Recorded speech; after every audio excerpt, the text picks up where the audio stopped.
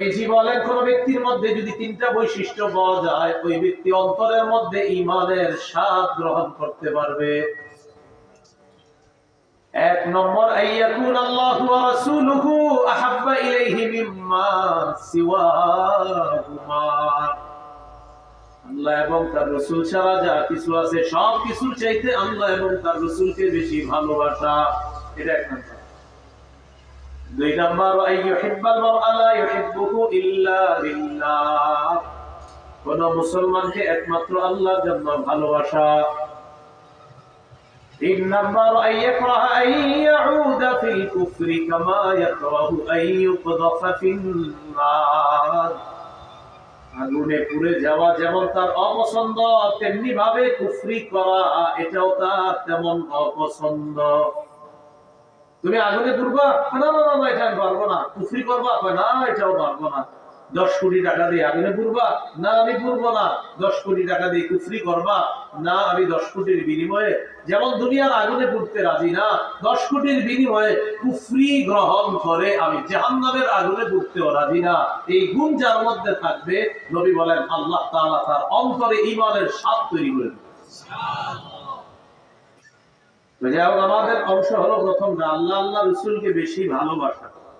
প্রিয় ভাইরা, তাওহীদের কয় শর্ত হলো মৌলিক? 4টা। আল্লাহ ছাড়া কোনো ইলাহ নাই এই বিশ্বাস নিয়ে বলা। 2 নম্বর, আল্লাহ ছাড়া কোনো ইলাহ নাই এই কথায় সন্দেহ করা যাবে না।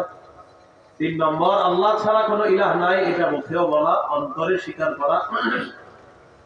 4 নম্বর, আল্লাহকে সবকিছুর চাইতে বেশি ভালোবাসা।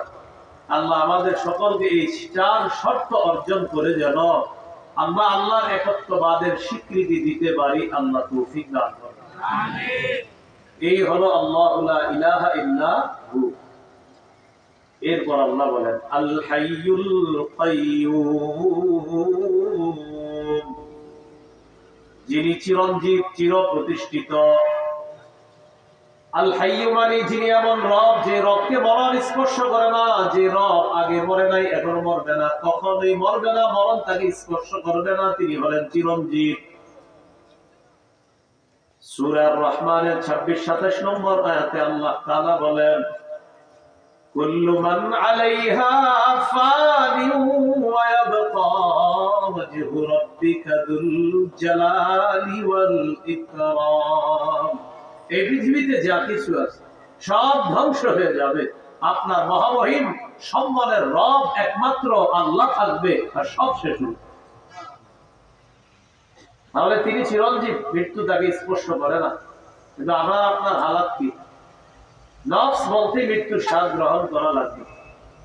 সূরা আনকাবুতের 57 নম্বর আয়াতে আল্লাহ বলেন কুল্লু নাফসিন যায়িকাতুল মাউত,